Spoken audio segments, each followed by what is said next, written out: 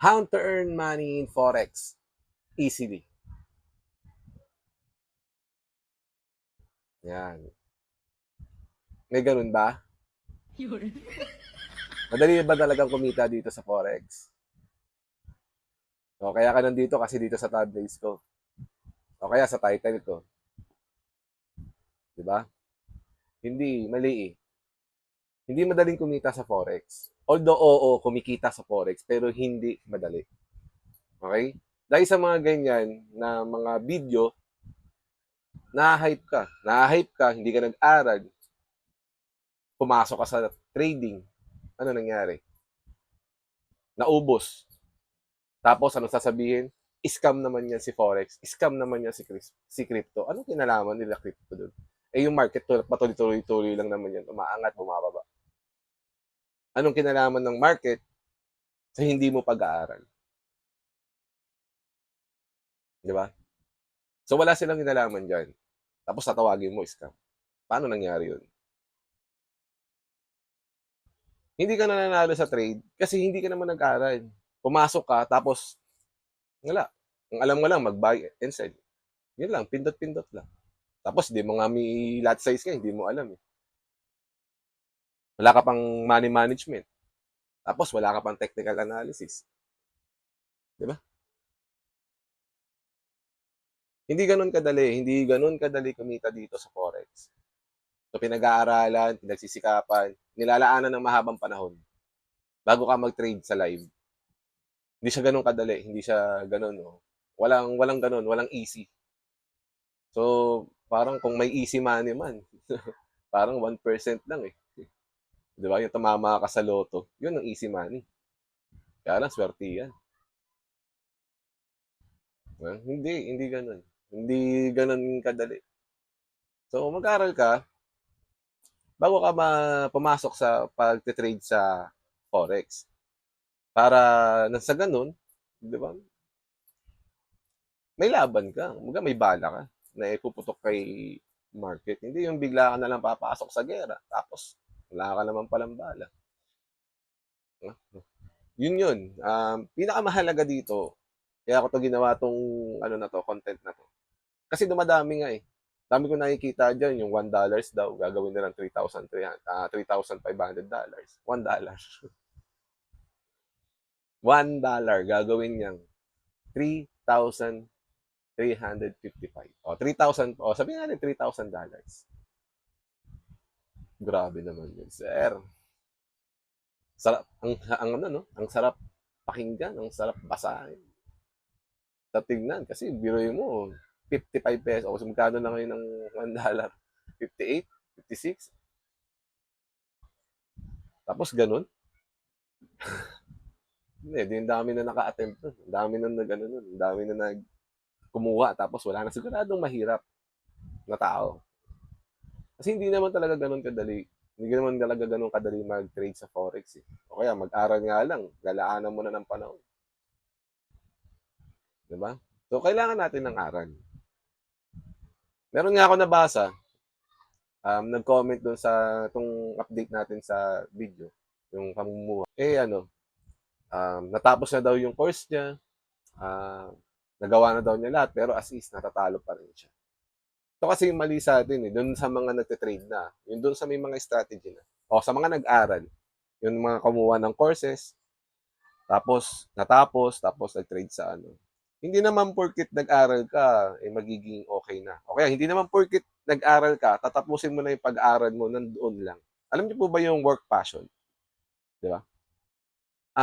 Kumbaga, yung trabaho mong madali, ginagawa mo pa ng paraan para mas lalong dumali sa magandang pamamaraan. Ganon din dito. Nag-aral ka, nagtapos ka.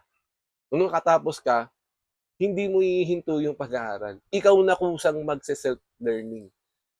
Kumbaga, ikaw na yung magiging, ikaw na mismo yung gagawa ng paraan para mas mapaganda pa itong trabaho mo. Ganon din sa Forex, sa pagte-trade natin, ikaw na rin mismo. So, may basic ka na, may support and resistance ka na, alam mo na yung mga yon. So, ikaw na mismo maghahanap. Di ba? Doon papasok yung curiosity. Dahil nasa trade ka, nagma-mark ka, nag-aano ka, nagte-trade ka sa market. So nakikita mo yung galaw, uy, pagtapos ng ganito, pag ganyan, parang ikaw na yung mag-aano. Dahil alam mo naman na yung mga terms ng mga um, ng pinag-aralan mo, ay, hindi terms, ay, kumbaga alam mo na yung ginagawa ng marketing. Alam mo na yung mga support and resistance. Alam mo na, tapos pag may ganito, may ganyan. Kumbaga ikaw na mag-aano, tapos sulat mo. Pagtapos nito, ganyan, ganyan. Kumbaga ikaw na magde-develop doon sa sarili mo. Kumbaga ikaw na makakapansin nun. Ganon yun. Hindi yung porkit natapos, parang sa mga estudyante, tingin nyo ba? Yung mga estudyante, o tayo, pagtapos ba natin mag-aral, hihinto ka na? O tapos ka na, sasabihin mo sa sarili mo, oh, may alam na ako. Okay na. Hindi. Di ba? Patuloy ka pa rin mag-aaral. Continuous learning habang nabubuhay. Ganon din dito, habang nagtitrade ka sa market, natututo ka dapat na natututo. Hindi yung iisa lang. Hindi yung kung ano lang yung natapos mo, eh, yun na. Di ba? Kumbaga, i-develop mo. Pero nandun pa rin yung strategy mo, syempre. Yun pa rin yung strategy mo, pero mas pinagaganda mo pa yung strategy mo para mas panalo ka. Ganun yung ibig ko sabihin. Hindi yung nagtapos ka na nga. Nakatapos ka. Tapos ka ng coach or ng mentorship sa ibang ano. For example lang, sa iba't ibang, alam mo naman, marami dyan mga nag-o-offer ng mentorship. Kung nakatapos ka nga, tapos hininto mo lang din. Doon ka lang. Diba? Eh, hindi nga nananalo. So, ang problema, baka hindi na rin doon sa nagtuturo, baka sa'yo din. Diba? Baka hindi ka naintindihan, hindi ka naintindihan doon sa tinuro, pwede ka magbalik tanaw sa mga inaral mo. Tapos, pag okay ka na, subukan mong kilalanin yung market. Bakit nagkakaganon? Hanap ka ng paraan para makapag-trade ka ng maayos o makapag-entry ka ng maayos. Hahanap ka ng butas dun sa ano mo, sa strategy mo. Ay, ito yung mali kong ginagawa eh. Parang ganon, yung mga ganon, ikaw magsasabi nun sa sarili mo eh. Ikaw yun. Kumbaga, ikaw makakaalam nun. Kasi ikaw yung nagtitrade. Ikaw yung nagtitrade sa sarili mo. Yung mga mentor o kung sino mang coaching, itinuturo lang nila yung mga basic na needed mo. 'Di ba? Para pagpasok mo sa market, may alam ka na. May alam ka. Yun yung napakahalaga kung bakit sinasabi namin na mag-aral ka muna.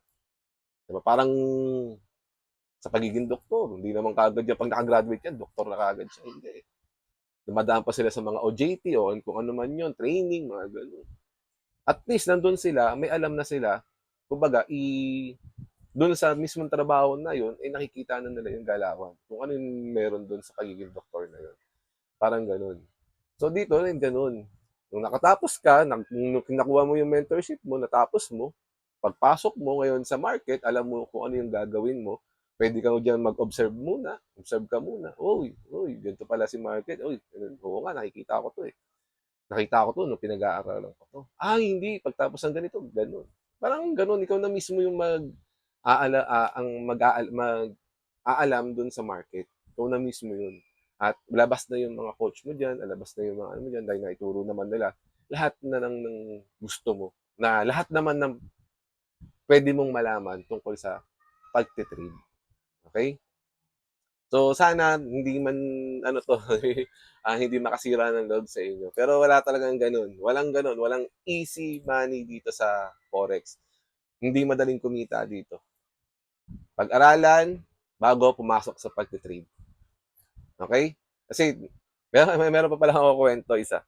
So, yung sa, ano, yung sa mga Telegram, yung mga nagbibigay ng signal. Although nagbibigay din naman ako ng signal. Pero paminsan-minsan. Tapos, natalo yata siya. Ito. Ayan.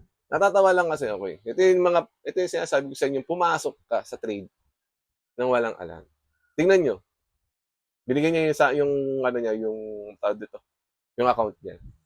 Papansin nyo, $70 lang ata yung ano niya, yung fund niya.